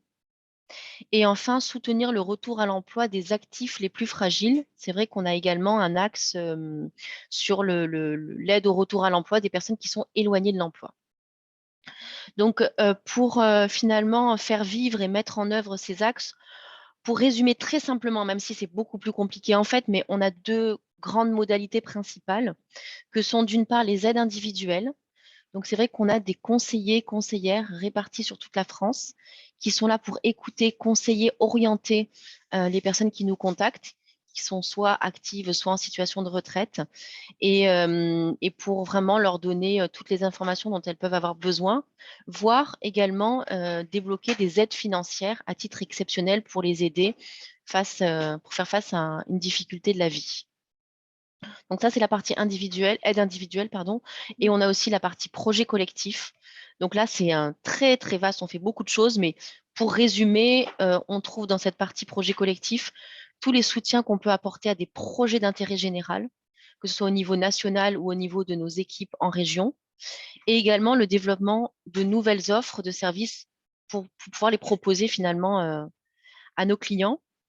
Et c'est vrai que moi, j'ai en charge au niveau de l'action sociale d'AG2R La Mondiale l'animation de la thématique autonomie. Donc, c'est tout ce qui concerne le soutien de l'autonomie à domicile, l'accompagnement aussi dans le parcours de vie. Donc là, on a un petit peu formalisé comment on s'inscrit par rapport à ça.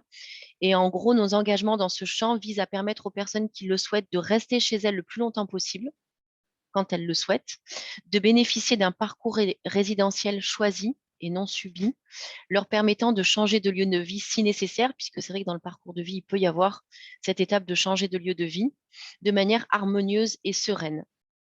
Et Donc, aujourd'hui, oui, comment vous travaillez avec les entreprises sociales justement sur ce champ-là plus particulièrement? oui, alors du coup, sur cette question, du coup, en fait, on a une politique de soutien aux startups à impact social. et ça s'inscrit dans plusieurs possibilités. Donc, déjà, il faut que ces structures, elles relèvent de nos axes d'intervention que je viens de présenter. Par exemple, le partenariat entre AG2R La Mondiale et Ronalpia, c'est sur les structures que vous accompagnez principalement, mais qui œuvrent dans le champ du bien vieillir. Donc ça, c'est vrai que c'est un point important. On n'est pas dans une logique de subvention, de type subvention à la recherche et développement, par exemple, mais plutôt dans le soutien à la preuve de concept. Donc, des structures qui ont des projets qui peuvent du coup rentrer dans nos axes, on va pouvoir à un moment donné aussi les aider dans une phase de test auprès d'une population, la nôtre, pour pouvoir justement franchir cette étape dans le développement du projet. Et pour certaines solutions qui sont robustes, éprouvées, qui répondent à un besoin, etc., on peut à ce moment-là aussi en faire une offre de service qu'on va proposer ensuite à nos clients finalement. Et justement, par rapport à cette démarche de test dont vous venez de parler, vous avez créé différents laboratoires, dont le Silver Lab. Oui. Du coup, pourquoi l'avoir créé? À quelle démarche, quel besoin pour AG2R La Mondiale, et comment ça répond aussi plus largement à votre démarche d'innovation, de création de nouveaux services auprès de vos clients? C'est vrai, quand on parlait de la politique de soutien aux startups à impact social, aux structures de l'économie sociale et solidaire, etc., c'est vrai qu'il y a également, en plus de ce que je vous ai décrit, le lab Usager Autonomie qui a été développé au niveau de l'action sociale d'AG2R La Mondiale. En fait, c'est un dispositif qui vise à faire émerger des solutions concrètes au service du bien vieillir et surtout d'associer toutes les parties prenantes, surtout avant tout les seniors, qui sont quand même les principaux concernés. Et en fait, pourquoi cette démarche elle a été lancée? C'est à partir de deux convictions. Le fait que les retraités, et notamment les plus fragiles, sont des acteurs économiques et sociaux à part entière, et que d'autre part, trop de produits et services sont mis sur le marché et ne répondent pas forcément aux envies et aux usages des clients, parce qu'on parle souvent des besoins, mais il peut très bien y avoir des solutions et des services qui sont proposés qui répondent à un besoin. Mais si on n'a pas pris en compte les attentes, l'usage possible, les envies des personnes, des bénéficiaires, on peut passer à côté finalement et la solution n'est pas utilisée par la suite. Donc concrètement, très rapidement, le Lab Usager Autonomie, c'est 4 dispositifs. Le Silver Lab, dont vous venez de parler, qui est le test de produits et de services de la Silver Economy via des focus group ou des tests en Living Lab. Je vais y revenir ensuite. On a un Lab EHPAD aussi qui permet d'expérimenter en établissement des solutions répondant aux envies des résidents, mais aussi des salariés. On a ce qu'on appelle les actions pépites, où là, on va essayer d'accompagner et de faire accélérer des solutions, entre guillemets, pépites qu'on a pu détecter dans nos différents réseaux et à travers le Lab Usager Autonomie. Et on a un petit dernier qui est Domicilab. Et là, c'est vraiment l'idée de repenser l'accompagnement à domicile de demain sur des thématiques d'inclusion numérique, d'activité physique, d'alimentation, de mobilité. Donc, vraiment l'accompagnement à domicile de manière très large, avec une dimension de recherche également. Mais sur le Silver Lab, c'est vrai que ces focus group qu'on organise, ils permettent de confronter des entrepreneurs du bien vieillir à leurs bénéficiaires finalement, puisqu'en fait, ils vont être en face de seniors qui vont pouvoir réagir, s'exprimer, dire ce qu'ils pensent. Et c'est vrai que c'est quelque chose qui est très intéressant pour les porteurs de projets, d'être confrontés à cette cible. Alors, on n'est pas dans du quantitatif, hein, c'est un petit groupe de seniors, on est vraiment dans du qualitatif, donc on n'est pas dans du quantitatif ou du représentatif de la population, mais c'est un temps où vraiment il va y avoir une forme de challenge entre l'entrepreneur et les seniors. C'est bienveillant, bien entendu, et ça, on fait en sorte que ce le soit. Il y a un cadre, bien entendu, qui est posé. Mais c'est quand même challengeant. Ils y vont cash, et c'est vrai que pour les porteurs de projets, des fois, ça peut les remuer. Ça peut, du coup, mettre à mal peut-être des choses telles qu'ils les avaient pensées. Donc, mais il vaut mieux avoir ces retours à ce moment-là que de ne pas les avoir et de continuer à avancer. Et finalement, un peu tardivement, de se rendre compte qu'il y a des éléments qui n'étaient peut-être pas forcément adaptés ou qui auraient pu être améliorés, finalement. Et du coup, ça participe vraiment, cette démarche, elle participe vraiment notamment au test des projets. Est-ce que ça répond à un besoin, à des usages, comme vous venez de le dire? Et est-ce que ça répond aussi à des enjeux d'innovation pour le groupe AG2R La Mondiale aussi? Oui, je pense que ces focus group, c'est un levier qui s'articule avec les autres accompagnements dont bénéficient les porteurs de projets, notamment au niveau des incubateurs, de tout ce que Ronalpia et d'autres organismes peuvent proposer. C'est vraiment, c'est en articulation avec tout le reste, c'est un plus. La plus-value, elle est vraiment exprimée par les entrepreneurs de ces journées. Et c'est vrai que du coup, on identifie ces entrepreneurs à travers nos différents réseaux et ils sont très en demande en fait de pouvoir avoir ce type d'accompagnement. Et pour nous également, oui, ça participe de notre politique d'innovation parce que on peut identifier des services qui sont vraiment innovants, nouveaux, qui répondent à un besoin, et dans ce cas-là, les proposer par la suite, une fois toutes ces phases réalisées, à nos clients. Voilà, et pour finir, je peux vous citer deux exemples. Par exemple, le service Entouréo, qui permet aux personnes de pouvoir écrire un petit peu le récit de leur vie, que ce soit à domicile ou en établissement.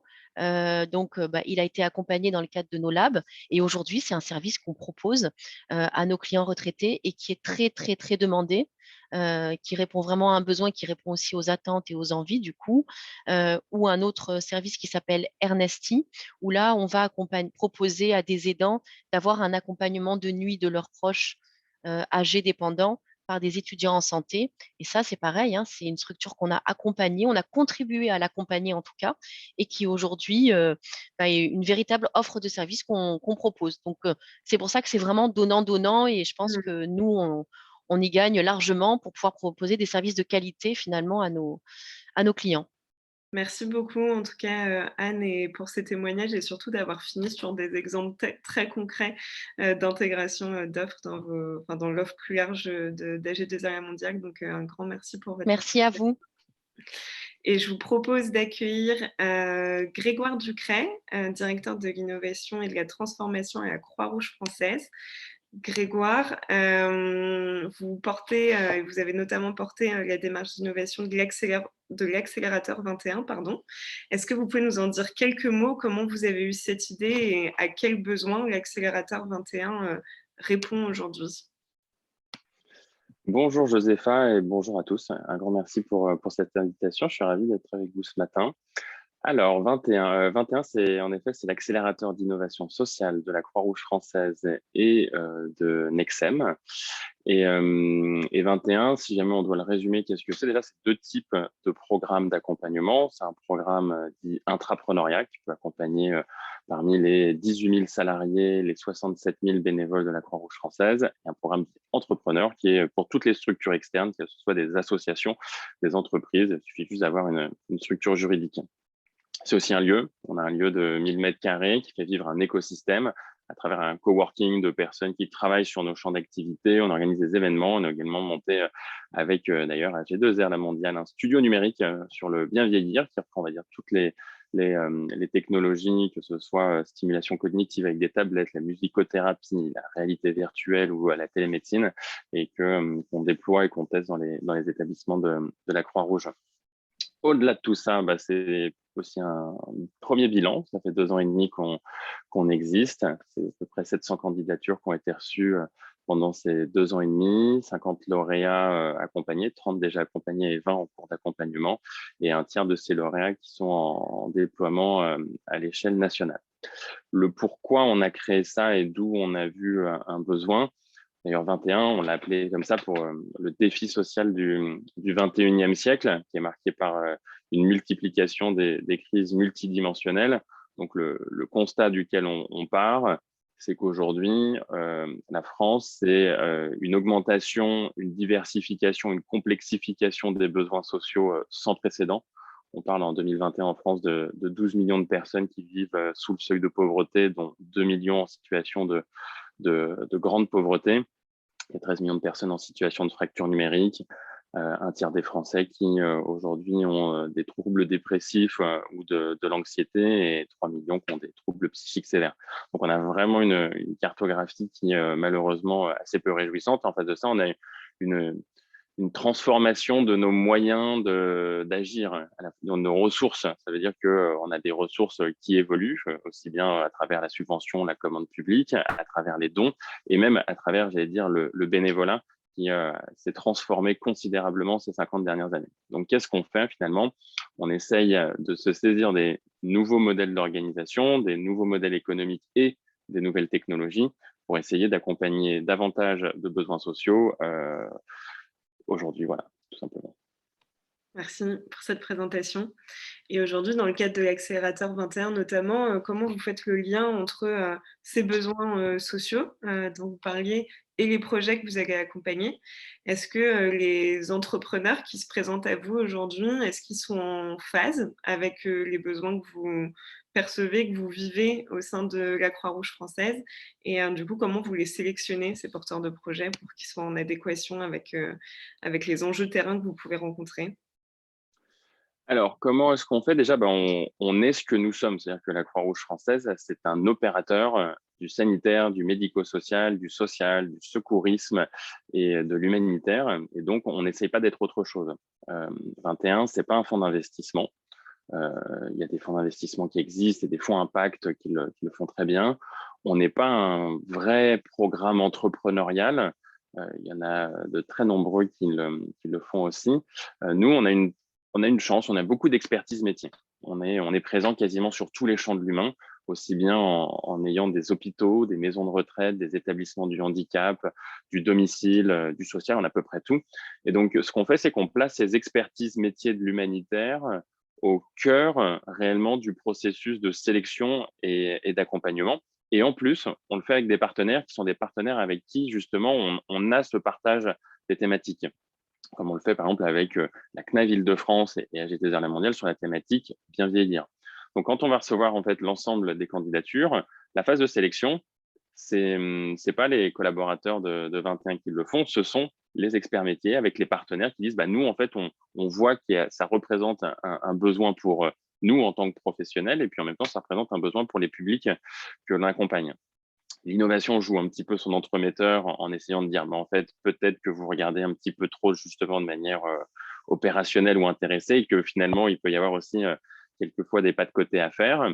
Et ensuite, une fois qu'on a choisi ces projets ensemble, c'est vraiment un jury qui est composé à la fois d'acteurs de la Croix-Rouge française, des partenaires, qui a quand même une grille de sélection qui est très spécifique. Et chez nous, c'est vrai que la grille de sélection fait passer dans les deux grands premiers critères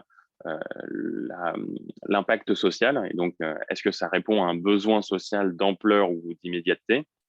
Et deuxièmement, est-ce qu'il correspond à quelque chose qu'on peut aller expérimenter? Puisque ce qu'on va offrir, c'est travailler main dans la main avec ces experts métiers pour vérifier qu'ils ont une bonne compréhension des publics, du besoin social auquel ils essayent de recourir et du système dans lequel ils vont rentrer. Et après 2 ans et demi d'existence, force est de constater qu'il y a beaucoup de talent, d'énergie et de bonnes intentions, mais que très souvent, la connaissance des publics et des structures qui vont les accompagner, qu'elles soient associatives, bénévoles ou que ce soit des établissements sanitaires et médico-sociaux, est assez imparfaite. Donc, on aide vraiment à bien comprendre cet univers et après, on va tester. Chez nous, c'est vraiment notre proposition de valeur, c'est qu'on fait des expérimentations de terrain.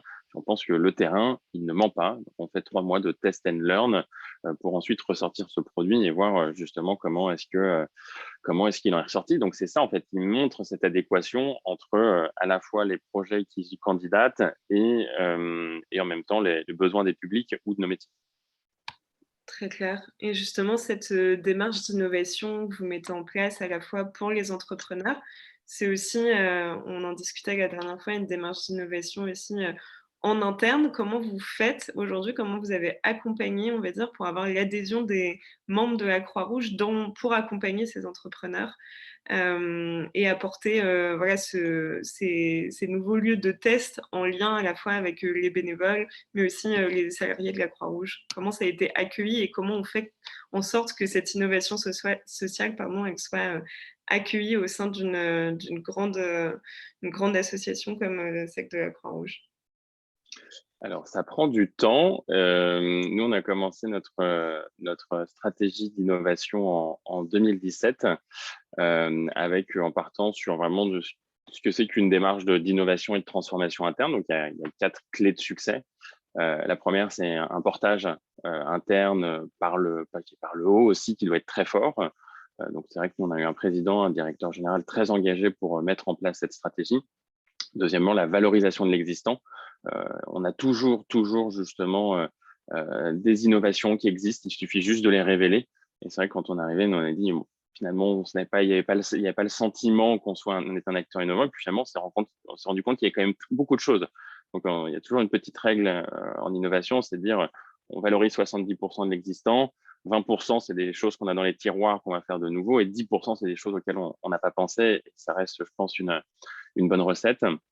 Troisièmement, l'inclusion de tous. On ne fait pas de transformation en prenant pas le temps d'aller chercher tout le monde, même ceux qui, à un moment donné, se disent « Ah, je n'ai pas les compétences » ou finalement, j'ai besoin d'être convaincu. Et enfin, la stratégie des petits pas, c'est-à-dire qu'on commence aussi avec des petites choses pour convaincre et démontrer que ça en vaut la peine. Et ça prend ensuite après du temps parce qu'on est toujours dans une même chose, c'est qu'il faut à la fois expliquer, qu'on comprenne. Parce que si on ne comprend pas, en fait, on ne peut pas avoir d'adhésion. Cette adhésion, on la transforme en une envie, en du désir. Et c'est ça, en fait, qui est l'énergie à un moment donné de la transformation. Ce sont des gens qui vont se dire, ça vaut la peine et on y va. Ça, c'est vraiment notre première démarche de 2017, qui était une phase de transformation interne, et arrivé une deuxième phase, un tout petit peu plus tard, 2 ans après, histoire d'avoir bien lancé la machine, qui est la création de 21. Et 21, c'est une filiale. On est une filiale et on porte essentiellement en fait une démarche d'innovation ouverte. C'est-à-dire que à côté de la démarche vraiment de transformation interne, on s'est dit nous on veut faire 2 choses. Il y a 2 démarches aujourd'hui qui sont très intéressantes. Une démarche de bottom-up, parce qu'aujourd'hui on est persuadé que direction de l'innovation d'une association de 100 000 personnes, on ne sait pas tout. Et c'est sûrement les acteurs qui sont sur le terrain, qui sont au contact des publics et des problèmes, qui sont les plus à même d'amener des solutions. Ça, c'est le programme intrapreneuriat et c'est de faire remonter les idées du terrain. Et la deuxième partie d'innovation ouverte, c'est avec l'externe, en disant aujourd'hui, on ne voit pas tout. On a besoin aussi d'avoir des visions, des compétences, des énergies qui viennent de l'extérieur et on va créer finalement, nous, cette zone de rencontre, on crée des mariages entre justement ces acteurs de l'externe et nos fonctions internes. Et ça, c'est ce que fait 21. Aujourd'hui, on fonctionne sur 2 pieds, cette transformation interne, cette innovation ouverte qui cohabite et qui amène à faire toute la transformation de la Croix-Rouge française. Et sur les limites que vous amenez, les limites, elles sont toujours présentes. On en est qu'aux 5 ans maintenant déjà, mais on en est qu'au début. La culturation. Aujourd'hui, c'est vrai je vois qu'autour de table, on a des personnes qui sont déjà acculturées, qu'on a envie. La réalité, c'est que dans les grands réseaux associatifs, c'est loin d'être le cas. Donc, il faut continuer, j'allais dire, à l'expliquer ce que c'est que l'innovation sociale, pourquoi c'est intéressant, pourquoi est-ce que ça peut justement amener plus d'impact, plus d'engagement. Et deuxièmement, une phase qui reste quand même difficile, c'est la phase des déploiements. C'est-à-dire que je pense qu'on arrive tous à fonctionner sur des petites échelles, à faire des expérimentations, à avoir des preuves de concept. La phase de déploiement, elle reste encore un petit peu difficile. En tout cas, nous, c'est l'horizon auquel on essaye de s'atteler avec 21 aujourd'hui. Merci beaucoup, Grégoire. Peut-être, on a un petit peu de retard, mais on voulait quand même terminer sur une belle histoire, une entreprise sociale qui a pu peut-être prototyper, expérimenter avec vous et qui s'est généralisée, on va dire, dans les services de la Croix-Rouge aujourd'hui. Oui, dans la saison 1, on a eu un super projet qu'on a repéré, qu'on aimait beaucoup, qui s'appelle Toutes mes aides. Toutes mes aides, c'est une start-up qui permet de lutter contre le non-recours au droit. Donc en France, il y a à peu près 6 000 aides d'État qui existent et on considère que le non-recours au droit, c'est 25 à 35 milliards d'euros par an. Si jamais ce socle commun, il existe, c'est qu'on en a besoin. C'est vrai que quand on nous contacte des plus vulnérables, c'est indispensable d'avoir ça. Et eux avaient ouvert un site internet qui était une solution vraiment B2C avec un modèle économique qui ne correspondait pas du tout justement aux personnes vulnérables. Et ensemble, dans la phase d'expérimentation, on leur a fait totalement pivoter en disant en fait, les personnes qui en ont vraiment besoin, ils sont en situation de fracture numérique, ils ne savent pas qu'ils ont forcément en fait droit à ces aides. La réalité, c'est qu'en France, aujourd'hui, il y a 40% des demandeurs de RSA qui ne sollicitent pas cette aide. Et donc, comment est-ce qu'on va le faire? Et en fait, on a transformé cet outil en un outil B2B2C, donc un outil à destination des travailleurs sociaux, des assistants sociaux qui travaillent au contact des personnes âgées, des personnes en situation de handicap ou de vulnérabilité. Et on a transformé totalement le modèle. Et aujourd'hui, on le déploie sur une centaine d'établissements et on prévoit d'aider 100 000 personnes sur le retour au droit d'ici 2 ans avec toutes mes aides. Voilà. Bravo et merci beaucoup Grégoire pour votre participation et votre témoignage qui est très riche. Et peut-être pour conclure avec Charles Benoît, est-ce que, qu'est-ce que vous ont inspiré ces exemples et puis comment, de ce qu'on en retire de ces différents témoignages, comment faire en sorte que cette innovation sociale elle, se diffuse plus systématiquement et plus largement?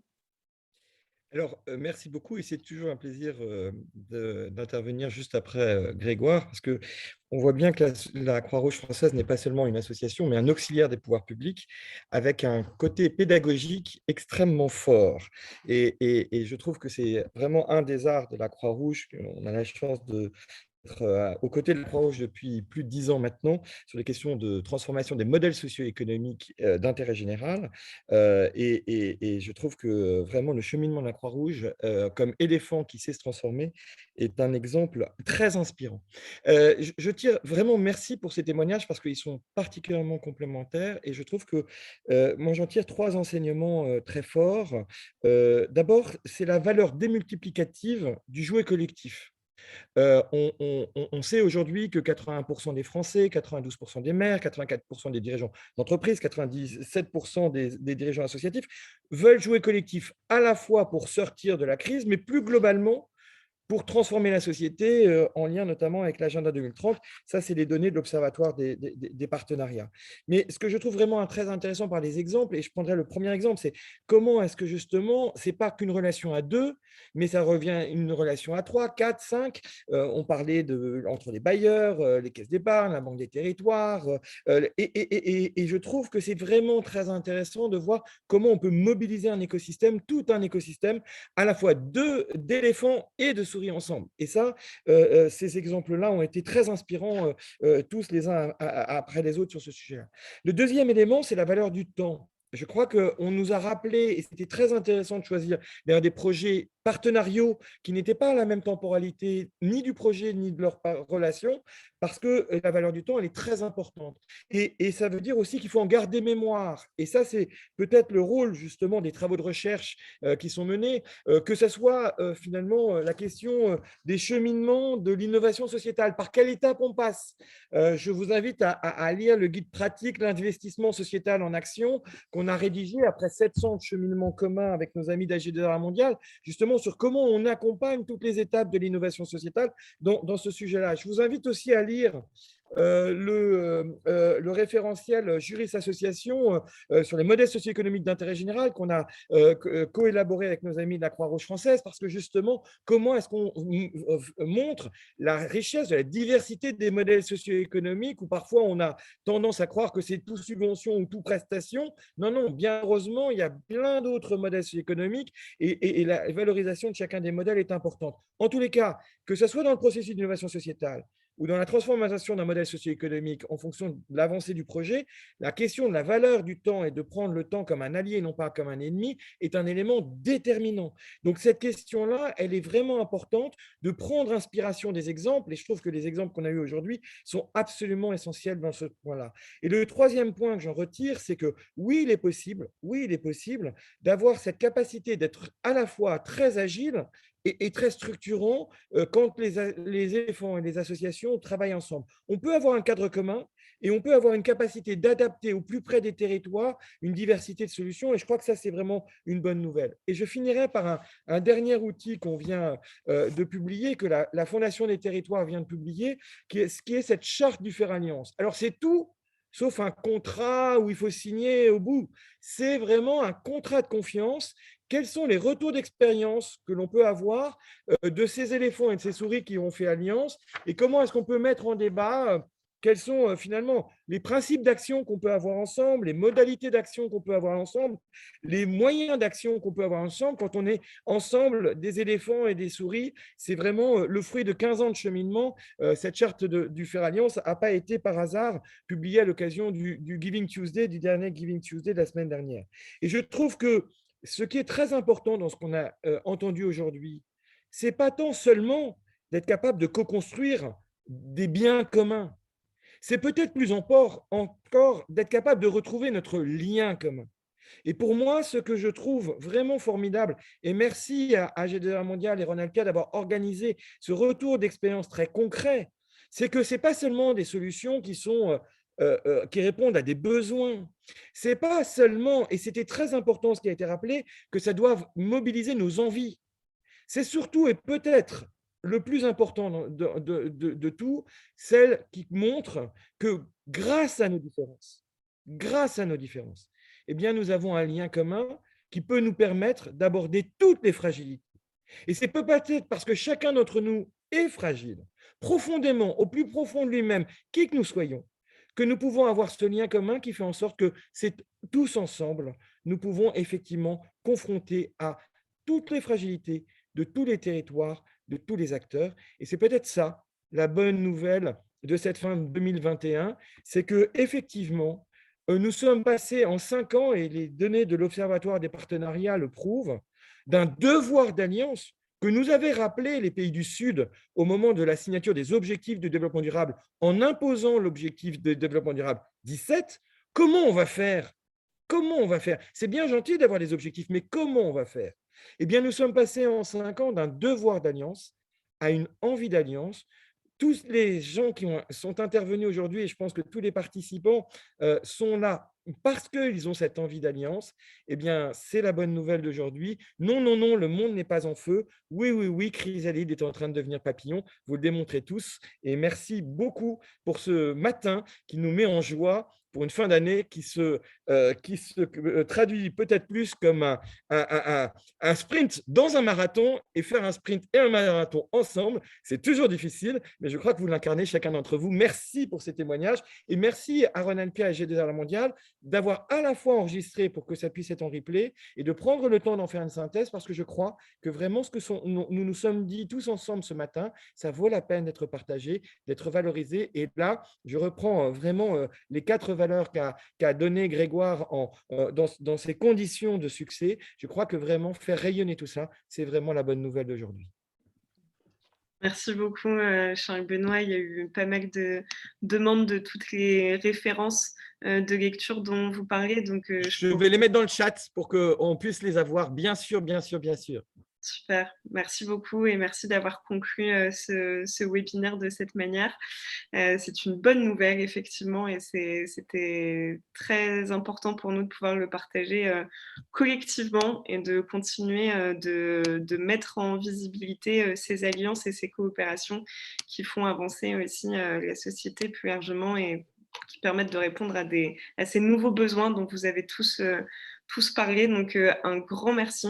Et vu qu'on a presque déjà 10 minutes de retard, je vous propose de nous envoyer, si vous avez des questions, des besoins ou des mises en relation qu'on pourra faire avec les intervenants. Je vous souhaite du coup à tous une belle matinée. Et je reprends 2 minutes juste pour dire un grand merci à ces intervenants. Merci d'avoir partagé vos expériences, ces expérimentations, et merci de les partager avec nous et plus largement avec tous ceux qui étaient connectés aujourd'hui. Donc, un grand merci et je vais finir là-dessus. Bonne journée à tous.